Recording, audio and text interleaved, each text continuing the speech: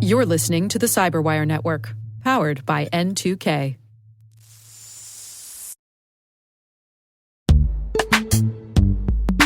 And now, a message from our sponsor, Zscaler, the leader in cloud security.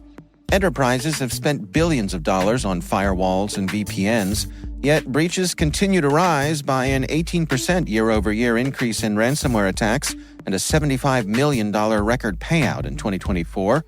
These traditional security tools expand your attack surface with public-facing IPs that are exploited by bad actors more easily than ever with AI tools. It's time to rethink your security. Zscaler Zero Trust plus AI stops attackers by hiding your attack surface, making apps and IPs invisible, eliminating lateral movement, connecting users only to specific apps, not the entire network, continuously verifying every request based on identity and context, simplifying security management with AI-powered automation, and detecting threats using AI to analyze over 500 billion daily transactions. Hackers can't attack what they can't see. Protect your organization with Zscaler Zero Trust and AI. Learn more at zscaler.com/security.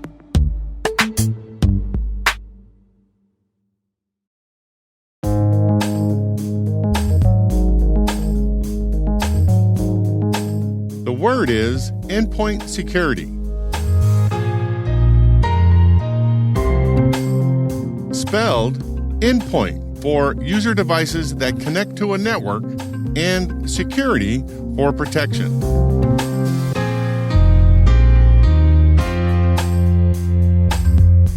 Definition: the practice of securing a device that connects to a network in order to facilitate communication with other devices on the same or different networks.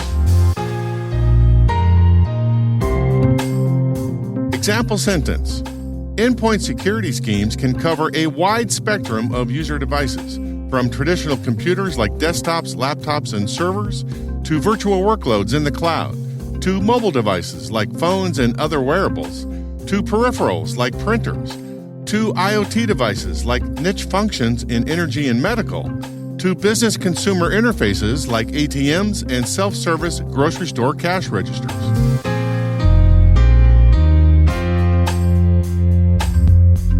Origin and context.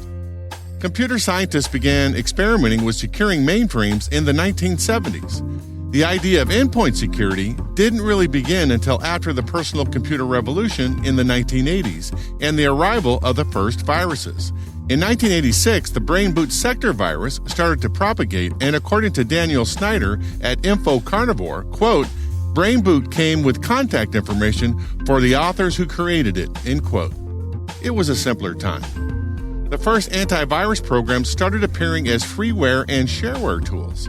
Researchers used a bulletin board chat group called VirusL to exchange information, tools, and shareware for the purpose of removing virus infections.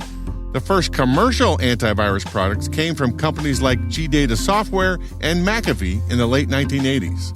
Today, endpoint security has evolved from antivirus products as the only solution in town to a palette of security enhancement solutions.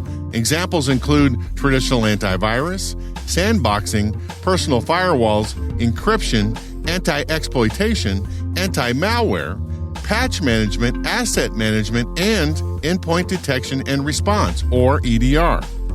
EDR solutions typically collect endpoint telemetry in the cloud and run machine learning algorithms on the data to find malicious activity.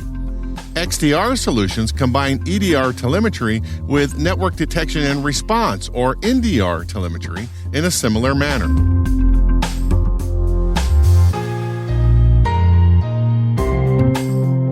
Nerd reference. One of the VirusL bulletin board chat group members was John McAfee. McAfee started his own endpoint protection company called McAfee Associates and became one of the most famous and eventually infamous cybersecurity personalities ever. In 1992, he launched a marketing campaign that warned the world of the Michelangelo virus that he claimed could infect up to 5 million PCs worldwide. He predicted that on 6 March of that year, it would destroy the data of all those infected hard drives. Sales boomed. According to Andrew Couts at the website Digital Trends, by that March, at least half the Fortune 500 companies had deployed the McAfee Associates antivirus product. But on 7 March, nothing happened. Security pundits accused Mr. McAfee of fabricating the entire thing. By 1994, Mr. McAfee's reputation was so bad that the board forced him out of his company with a whopping $100 million severance package. After that, he dabbled in a few other businesses, became a yoga guru, and enthusiastically embraced the sport of aero trekking, an insane sport which, according to Clouds, involves soaring through the air on a half motorcycle, half hang glider contraption called a kite plane. After an accident where 2 people died, Mr. McAfee fled to Belize to escape a lawsuit.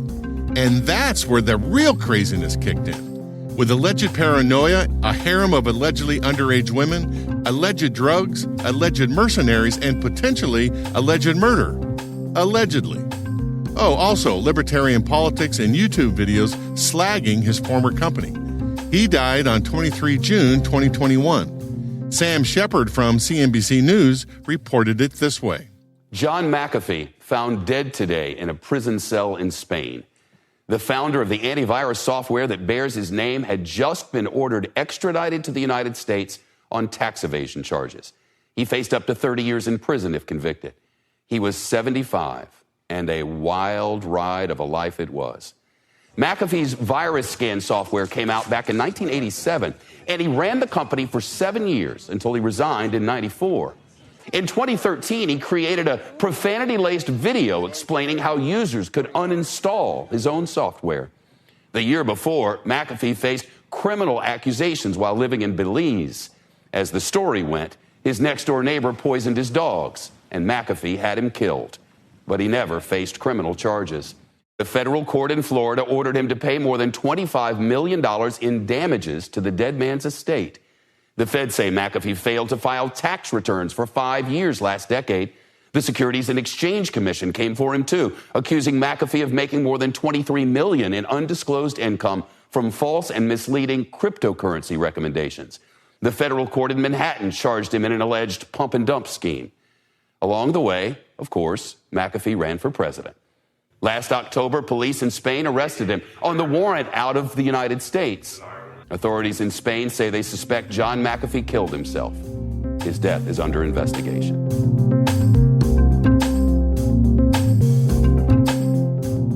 Word Notes is written by Nyla Genoe, executive produced by Peter Kilpie, and edited by John Petrick and me, Rick Howard. The mix, sound design, and original music have all been crafted by the ridiculously talented Elliot Peltzman. Thanks for listening.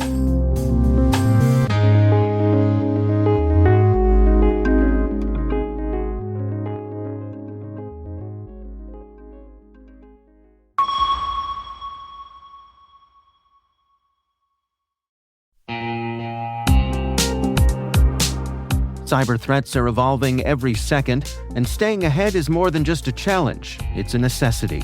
That's why we're thrilled to partner with ThreatLocker, the cybersecurity solution trusted by businesses worldwide. ThreatLocker is a full suite of solutions designed to give you total control, stopping unauthorized applications, securing sensitive data, and ensuring your organization runs smoothly and securely.